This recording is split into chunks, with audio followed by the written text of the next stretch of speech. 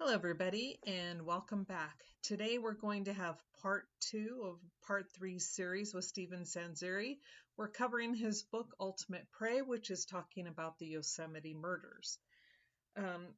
I hope you guys enjoyed last week's video. I'm telling you, talking with Stephen was so interesting. He really gives a lot of details of, stuff that you're not going to find in the book and things you definitely didn't hear about in the case and on the news and everything like that. It's a fascinating story. Stephen's personal, at the time, I think he was a bounty hunter searching, and how he helped to tie in other people as they were part of the crime, but the FBI and the police just weren't looking at other suspects other than Cary Stayner. So anyway, sit back and enjoy this little clip, this movie clip. It's a mini little movie clip, like a trailer.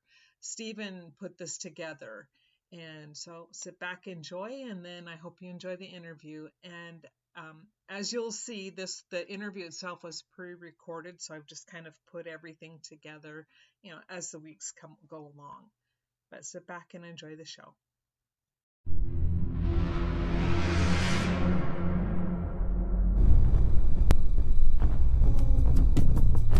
And where do we go from here? Which is a way that's clear. Still looking for that blue jean, baby queen, prettiest girl I ever seen. See her shake.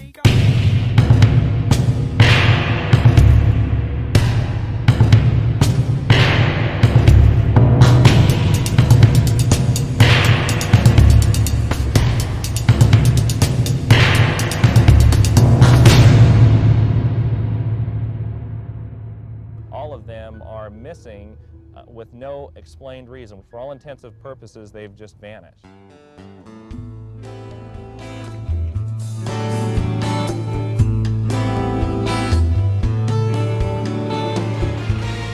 Hi, I'm Kyle Kraska. It's the FBI case that has all the elements of a Hollywood thriller.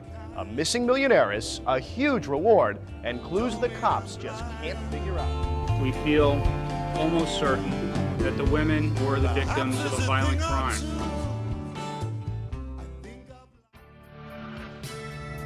The car was very badly and totally burned. It's been positively identified by dental records. The second victim that was in the trunk of the burned vehicle, DNA testing has been done. People responsible for the Yosemite murders are behind bars. The police interest in the ex-cons heated up. They were getting locked up on parole violation. But at that point, they were focused really in the wrong direction. Our final guest of the program is a former police officer, Steve Sanzeri. Everyone on all the message boards have all been talking about this case and debating it and saying, hey man, there's something more here than meets the eye. But I wanted to visit with an expert on this, and Steve obviously is. Steve, thanks for joining us. How are you? Good morning, Scott. Thank you for having me on. Mr. Sanzeri, are you there? I am. How you doing? I'm doing pretty good. Like you don't know, we've just been talking all day. The massive manhunt, all kinds of resources, multiple of SWAT teams and sheriff's offices and highway patrol and helicopters and infrared technology to find them because of a screw-up. I mean, I just hoping I wouldn't get shot at the front door. And the curtains moved, the sun's breaking, all of a sudden, Candler came out like a wildcat right at me for my weapon. This is a fascinating story. You were crying, you're so scared and all alone. Hangman is coming down from the gallows, and I don't have very long. Yeah! His dig is up, the news is out, they finally found me. The renegade who had it made, retreat from the boundary.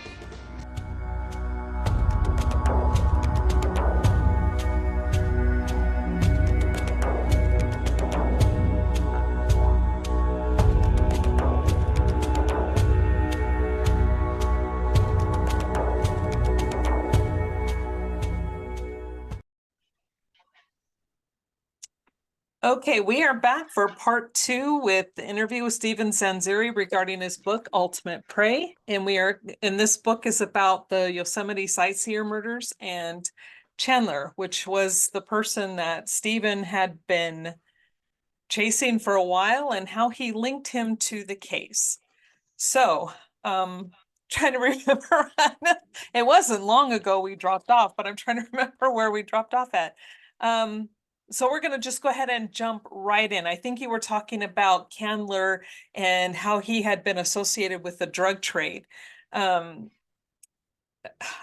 were you able to tie him into that and to figure out that, I mean, this guy, he just wasn't a good guy. You know, here he rolls his truck and injures his child, doesn't get, he hurts a young lady, ends up in prison, and now he's got ties to these murders and now the drug trade. I mean, how is this guy not in prison for life? And how were you able to tie him into all of this? Like I said, he's not in prison for life or anything, or a lengthy prison sentence, because he was connected to some powerful people. Mariposa is not that big. The county is maybe 30,000 people, maybe the whole county. That's small. Yeah, like Calversa is 42,000, right? They're all small, but there's a lot of land to do things on and everything else, and a lot of things. And law enforcement, is substandard up there. I mean, I've worked with these guys for years. Then they are. The guys that go to those departments are guys that can't make the Bay Area. I mean, it's a fact. Oh. They're not the sharpest sticks in the box. They're not. And and even I've talked to guys who worked with them with DEA and DOJ and stuff. They say the same thing. And you go back to the 2020 interview in 1983 or whatever, 84. The Queen of England's there, and 3 Secret Service agents are killed. Beheaded, from the car crash, and the guy that hit him was a Mariposa County sergeant. And when he was hurt badly, he didn't die, but they found automatic weapons and bombs in his car when the Queen of England was driving up the road. And like I said, as I told you earlier, which is interesting, is that my perspective on that, and I knew about that years ago, was they were trying to kill her. It was an assassination attempt. Yeah, that makes sense, because aren't those roads generally closed off and people just can't drive in, and then you've got somebody coming barreling down and then hits one of the first cars he sees? Wow. Yeah. Well, he was screwed up too, because he went to the hospital. He had like 28 prescriptions in his system. His name was Sergeant Sinclair. Yeah, and he got promoted after that too. He got promoted to commander with Mariposa after the crash. Okay, that's a little... That's what I'm saying. And so it's all red flags. I need to get a red flag. Just like start waving it. Every time we say, it definitely is. But Cam and you forward later to Rhonda Dunn, is she identified? That's how I got to know Rhonda, was because she identified Paul Candler with Eugene Dykes and Cary Stayner. Cary was the main suspect and one who was sentenced and convicted and sentenced and such, but she'll recognize Eugene Dykes with him and Paul Candler. No, is she the one that was the tie that was able to connect the dots between Stayner and Candler for you? Yeah, she's the main one. That's the first one that I had, and she's a respiratory therapist at a Northwestern University. She's no dummy. No, and she has a photographic memory. I mean, I spent time with her. The Modesto Bee flew her out for me to meet with her and meet with the reporters. When the Yosemite case was going on, she was called to the FBI office, and they seized her computers from home. That's Why? Because she knew something. Oh, she's the first one. Yeah, because her and her mom were in the car. These guys, and Dykes was driving, she believes. They tried to run her off the road. They were, keeping an eye on her and her mom. They checked out like the next day out of Yosemite. They didn't stay there. They were supposed to be there for a week. They were there for 2 days. So they could have been a victim. Oh, definitely. They were stalking. Wow. Because even Candler, like pre-pubescent, blonde girls. So, and she looked pretty young for her age. She was blonde. She's a nice looking gal, But I believed her story, and Modesto Bee wrote it, and that's how I got a hold of her. and she described a guy she saw that fit Candler's description to the T. He had a black shirt, Levi's cowboy boots. He was bow-legged like Cornelius from Planet of the Apes. Yeah, I think I read in your book, she said he walked like a monkey. He had monkey legs. When I bailed Candler out of Tuolumne County in '98, that's exactly what he was wearing, and it looked like he just got off a horse. Oh, jeez. I'm telling you. Yeah, very bow-legged. Yeah. And that's when I wrote my report to the FBI and Sonora and stuff, and they didn't answer me. So I sent the same report to the Carringtons. That's the parents. It's Francis and Carole Carrington, the parents of Carole Carrington, and Julie was the granddaughter. So I sent them the report, and he sent it off to his attorney, Mr. Angel, because remember, Mr. Carrington was very wealthy, and we spoke. I mean, I'm not saying they can look it up, whatever, but we met a lot, and we spoke a lot of business too. We hunted together in the same time, but we didn't know each other in the same part of Idaho for elk hunting. I mean, he was an outdoorsman. I mean, great guy, great business guy. But he and his wife definitely believe that Candler didn't do, or Stayner didn't do it alone. And they believe Rhonda. And Mr. Angel believed Rhonda, and he read my report. And then after I sent my report, an hour later, Mr. Carrington called me. I was living in Murphy's up there by Arnold. He called me and said, what can you do for me? I said, I'm not going to charge you a dime. I said, I want this case, though. I said, I'm chasing the guy that I know is involved. And Rhonda's description was right on the, So with the report through the Modesto Beta or the story and stuff, the FBI, and Rhonda, I think Rhonda had contacted the FBI saying, I saw the guy. And that's when they went after her. Well, sometimes, I don't know, our government just does not make me happy, because here she really is, from what I can tell from, reading the book, not counting, like you, because but here she is. She's the first person to come up and she's not a drug addict. She's not a criminal. Has a job. She's intelligent. She's got her stuff together, let's say. She's traveling with her mother, and then she's saying, wait a second, there's somebody else involved here. So it's not just hearsay from a quote unquote bounty hunter that's losing money. I'm trying to get into their mindset.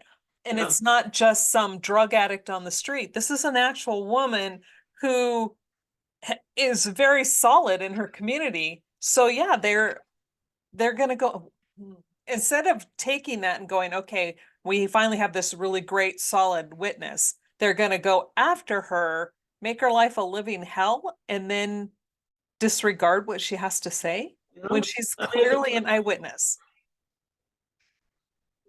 I mean, they avoided my 18-page report. The reason I keep saying 18 because it was a big report, from what I was doing.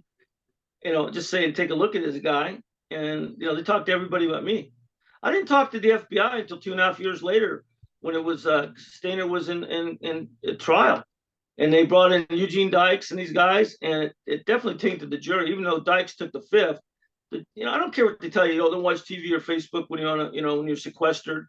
They all do it. They already know. I mean, you can't even live in your own house without seeing something. Right. Back then it wasn't like that, but I interviewed other people. I interviewed Mayor Sabatino. He had stayed at the Cedar Lodge where Cary worked. And one day there was knocking on the door, and it was Cary, and there was another guy. And Mayor Sabatino was up there with his girlfriend or whatever. And she answered the door, and he was getting out of the shower or something. He looked out, and he identified Eugene Dykes with Cary Stayner. Because Cary Stayner, remember, he was the handyman at the Cedar Lodge, so he had the keys, and that's what he did. That's how he got into certain rooms and did what he did. But he wasn't a leader. He was coerced by these dirtbags up there. There's a lot of parolees and sex offenders up in that area. I mean, they all go up there. There's some state prisons up there, and they get out. They don't move too far. There's a lot of drugs, whatever they need. But everybody interviewed, Cary was never alone. And so there's no way he went in there and killed abducted 2 women, killed one, brought one there. And we know for a fact Julie was held for 4 to 6 weeks, being raped. I got people that showed up at her house at the hotel when she was being raped, drugged and raped. People wrote me notes. They saw it. I'll send them to you. You can post them. These are handwritten notes. And why would people say that with all these dangerous people? In the Terry Ray incident we talk about in the book, was just before the other guys. Listen, after I arrested Candler, the district attorney all of a sudden came out and said we have 9 suspects. 9. It was in the Union Democrat newspaper in Sonora. Nina Dean, district attorney, says there's 9 people involved in Yosemite murders. 9. But they only convict 1. Are cops that stupid?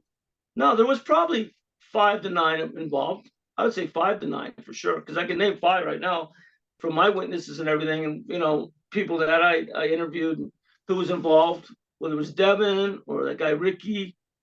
I mean, they hold, it's a small circle of people in that whole meth thing up in the Motherlode. Well, and I know we've talked about this before, because in my brain, I just cannot see the connection between Stayner and these guys. And I have never been able to, but I don't know anything about the case. So that's why I'm glad you're talking to me about it. To go back on Stayner's background, watching the documentary about his brother, what was it? I Know My Name is Steven. Was that the documentary about? Right, that was a TV movie. Yeah, I remember watching that. And then when I see Cary Stayner, right? I'm not getting his names mixed up. But anyway, when I saw him, he always just comes across as this wannabe somebody. He just wants to be important. He's like a nothing burger in life, because it's just his personality. It's where he's choosing to put himself. So I find it hard to grasp that he would turn from, going from there to, and you can explain it because you have the history, going from there to now he's committing these horrific murders, rapes and murders. How does he do that? Well, I've researched him like crazy, right? And the whole case, everything, I mean, I might have a head full of knowledge on this, but some stuff I forgot, or you have to remind me. If you look at the Hulu special, the 3-part series we did on Hulu, even his sister said that he was off when he was a kid. There was something with him, and then it goes to his brother being kidnapped, and he comes back 7 years later. Stephen Stayner, with Timmy White, he's a hero. Stephen Stayner's a hero. Yeah. And Cary didn't get any of the attention, rightfully so. Stephen got all the attention. How many times does your kid come back after 7 years after being abducted and raped? And I mean, it's a miracle. And Stephen was jealous. And even in the Hulu thing, his sister says things like that. And then after he moved out of his parents' house, he moved in with his uncle. And his uncle was shot with a shotgun. He was killed. And Cary was the only one living in the house. They had no suspects. It's still hard to believe, but that's how those cops are Keystone cops up there, a lot of them. Okay, so then that starts to piece it together for me. Now it's starting to make sense. Yeah, he killed his uncle. I mean, they can't prove it, but it makes sense. And then from there, but here's a gun, and then you go into a burnt car, and then you go into beheadings and everything else, So the MO's changed, like you brought up earlier. But he did kill, and it's easy to kill with a gun. It's a lot harder to cut somebody's head off. There's a whole different MO there. Oh, that takes a whole kind of special kind of twist. That's a whole kind of freaky asshole, But Cary was he was persuaded. He was led by more powerful drug people. Cedar Lodge is the biggest motel outside Yosemite Park. It's like 15 miles away to the park. He worked there. He had a key to these rooms. He's the in for these dirtbags up there. And when they did these parole sweeps up in all those areas and up there, they got a bunch of guys that were parole violators, sexual deviants, drug addicts, everything out of that, right in that area in Mariposa. People that live right in El Portal, where Cedar Lodge is at. There's, you could probably look at Megan's list and find 10 guys right there in an area of 100 people. They just congregate there. And they not to say bully. They didn't bully Cary, but there was a lot of them and one of him. And even at room 509, where it was February, they put the Carole Sund, her daughter, and Silvina Pelosso in a whole nother area. And listen, at Cedar Lodge in February with snow, that place is probably 25% Yeah, filled. It's probably 75% vacant. Yeah. That way. So 25%. You keep everybody kind of around. They put them up 3 levels up to the top by themselves in a whole area by themselves. It was Okay, set up. that sounds to me like they were setting them up. They were set up exactly. They were set up by the hotel motel clerk who was tied in with criminal history with all these other guys too. They were set up, totally set up. And first, so not only are then can you, well, not you, but can one then bring drug trade to that area? But now we also have sex trafficking and criminals happening within that area. Right. That's why they kept Julie. They brought Julie to Modesto and held her as a sex slave for 4 to 6 weeks. They found Julie at Lake Don Pedro, right? That's where Candler was at. And, and it's Cary Stayner, he could be this CSI television, getting all these clues. I'll tell you, half that shit's bullshit. No lab is blue, and you can't, the television programs, but they're still realistic enough, and there's still enough accurate information, which is, cool. But and he had a kid lick the envelope he sent to the FBI saying we had fun with this one, and he had that hand-drawn map where they found Julie's body. Well, why did he put we? He's not that forthright to put we to throw them off. No, because there was we. We is plural. Yeah, that's called a Freudian slip. He wrote it without realizing what he was saying. You know what? That's what happens. You can only get away with so much, And the Tuolumne County goes from 9 people as suspects to 1. No way. No way. Not a fat chance. And everybody and the 3 main people I interviewed, the mayor. I interviewed Cary's ex-girlfriend down in Clovis. I didn't get much time with her, but everybody else, Rhonda, they all saw Cary was never alone, and he was with the people that I thought were involved, which the FBI named also. Why did Eugene Dykes took everybody around up there, the FBI, and showed them where everything's at? And when they brought him back to interview him, they didn't even put a video camera in front of him. This is the biggest murder case in the United States at this time, most publicized, biggest in California. And you're going to interview this guy and you don't videotape him? Oh, yeah. See, that doesn't make sense. And, in the book, when you are talking about when Rhonda came to talk to you regarding looking at photos and stuff, and you're sitting there and you're showing her photos, what got me and what made, I'm always very skeptical when I'm hearing someone's story and what they have to say. I'm going to wait it out. But what really got me is when you showed her the last photo and it was her reaction. She had this visceral reaction. Well, wait a second. I know who this guy is. And that doesn't happen from someone who's lying. Well, here's the thing is that when Dykes was arrested, he had long hair, about almost as long as yours. And in his CDC, California Department of Corrections photo, he's shaved head. Well, the long hair photo was only in there in the papers for a short time. I mean, I finally found it on the internet like years later. They took it off. Wow. And the shaved head is on there all over the place. And when Rhonda saw the long hair, that's when she said, "Oh my God, that's Dykes. I saw him with Stayner and Candler." It was because the hair. You can shave. That's enough of a difference. I mean, it just see, it's so frustrating because I don't know how, as a former law enforcement officer and bounty hunter, how you even dealt with all of the bureaucracy. I just know that what we've dealt with in the Crowley case, it's so frustrating to me when they have these excellent witnesses, people who can help them connect these dots, and they refuse to listen. They just, it's like, because there's other agendas and interests that are behind that. I mean, I was a cop 6 years, and I worked the Bay Area and some very nice cities below San Francisco. And I never saw, there was the Sully case, which was huge with the prostitutes murder in Golden Gate Park and some things like that. And he was an ex-cop in Millbrae, sergeant. But we didn't see cops corrupt. I didn't see anything. We didn't see anything like that. And nothing even close to this. When I got involved in Mariposa, my life was hell. From 1995, and I got off the charges, the judge dropped it from 3 felony assaults and everything to a little 415 misdemeanor, and he even told my attorney, if I had a problem with my bail license, call him at home. He said, this was a circuit judge. My attorney, they wouldn't change venue on my case, so my attorney filed for a new judge, and we got it. And he was a circuit judge, and he said it was the biggest vindictive and malicious prosecution he'd ever seen.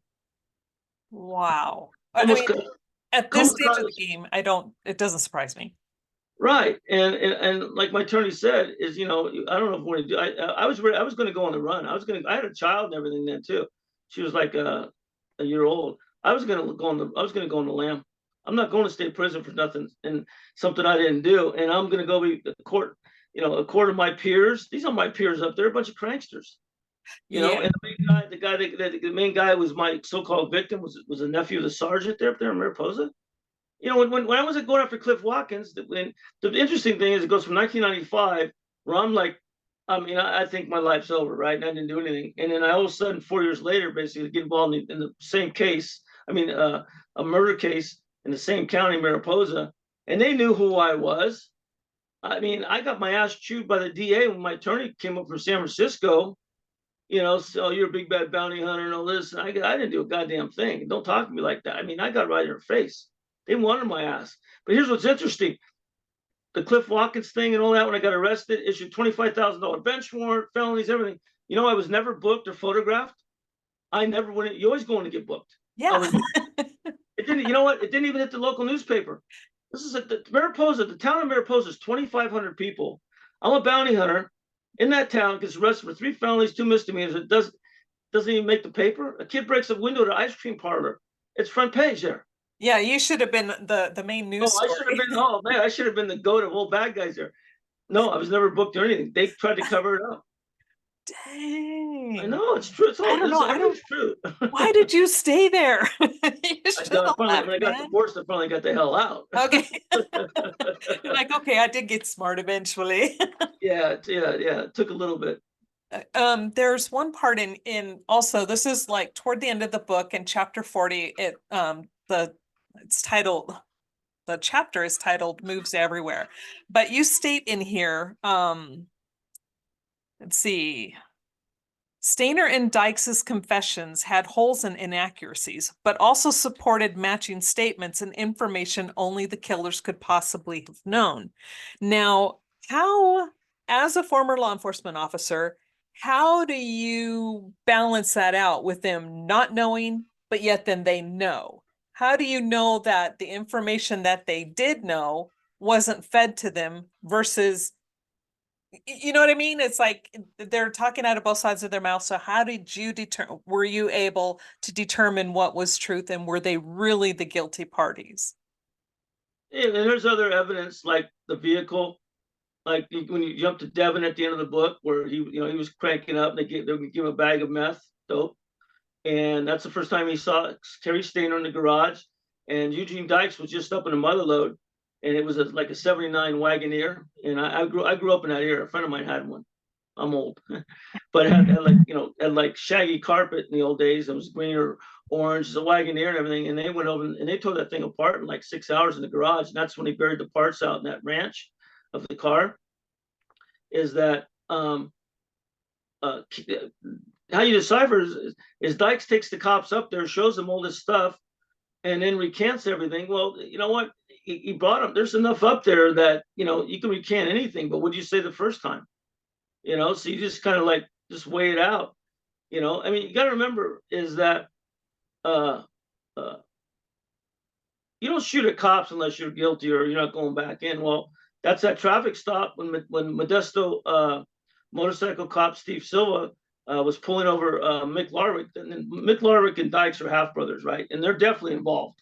So your main players are Candler, Stayner, Eugene Dykes, the half brother of Michael Larwick, and Michael's older.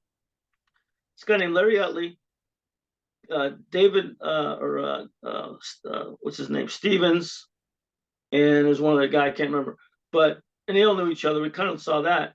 But what happens is that Steve Silva goes to pull over Mick Larwick for expired registration. Mick Larwick jumps out with a rifle and starts shooting, and he hits Steve Silva 4 times in the stomach, the motorcycle cop. Larrick then proceeds to drive away, and he goes into a house and commandeers a family as hostages. Now you gonna tell me that guy is guilty just for license plate thing? No. And then they arrest him after 22 hours. They smoked him out, and then 3 days later, Eugene Dykes did the same thing. He didn't shoot the cop, but he went in when they found him. They chased him. He went to a house too, and he was held a family hostage for 14 hours. These half brothers guys, it's like some plan or something. And And this they is got the him thing out. that, yeah, the thing that gets me about these criminals is they're so bold and think they're so bad when they're committing these horrific crimes, but then they run like little pissants and hide behind their mama's skirts because they don't want to get caught. It's like, if you're bad enough to do what you did, why can't you be bad enough to take your punishment? Yeah, I mean, shoot a cop and then run and take a family hostage. I mean, that's all on the internet. That's in the papers. I mean, that's so now you got, why did that happen? And they were, that's like with Terry Ray, the grand jury thing that was coming up, and it was September, I think. Dykes and Larrick were the main people in that grand jury thing. And this guy, Terry Ray, who they found right 2 days before the grand jury was going to meet or have the hearings, they found him floating in the Stanislaus River with his boots on. And he was a known associate of those guys, a known. And they didn't want him testifying. And so they had a murder. They killed him. I talked to a relative, like I said, a week and a half ago, which surprised me. And, we're going back to a case that's 25 years old, man. I mean, it's like when you have someone who's protected or is wanted or is useful to an agency of some form, no matter what they do, they're going to be covered and protected. And because all the guys we're dealing with are the upper echelon of the dirtbag drug dealers and everything else that are tied in with the power brokers. It's like Gary Condon and Chandra Levy, California congressman, and she was an intern, and and I met with her parents a couple times, even back when it was going on. I couldn't help them, but I mean, nothing happened to him. Yeah, he killed that girl. Oh, sure he did. And but those are the guys that are also controlling these guys we're talking about. Okay. See, it just takes a while. I mean, it's not where I live, in my brain and stuff. So to hear that this type of stuff happens and that there are people who are supposed to be even the good guys who are paving the way and making it possible for the bad guys to continue horrific behavior. I don't get it. I don't know how any of them sleep at night. I don't either. I mean, I went through it a while back. I'll show you the video later. And it's long. So I don't want to get into it now. When the U.S. Marshal showed up at my house, kicked the door, and on a assaulted deadly weapon, and I had no weapon because I was an ex-cop. And it was self-defense, and I got off on it pretty good. I took a little misdemeanor on it, but why would they send the feds after me? I have no guns, no nothing, no criminal history, nothing. Because I was a private investigator in a case that involved some foul play, and I believe that the cops weren't saying that they were culpable in the foul play. They just ignored it, and that's a fact. And I proved that. Next thing I know, I'm going to court. So, and this is 30 years later since they, I'm the guy. I was the cop for America, flag, apple pie, mother, white picket fence, easy. I want to, and here I am, and this is the second time I've gone down for something I didn't do. And these are my brother law enforcement guys. They're not. And now it's changed. I don't mean to be an asshole, but I don't respect law enforcement anymore because of just what I went through and when I've seen what's happened. And so I've seen enough of it to label it a lot more than like, oh, yeah, my kid was wrongfully arrested years ago. I've been through it. Plus I've been through it with everybody else's, I was going to say problems, but everybody else's dilemmas or whatever. So I'm not the only guy out there. Just, I'm not getting into politics and stuff like that, but things have changed, but they haven't changed that much. Look at Ives and the other kids on the track. In Mena, Arkansas. I mean, they didn't get run over by a train. The train didn't kill them.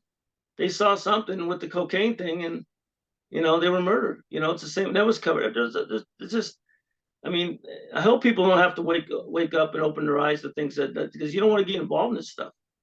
You know.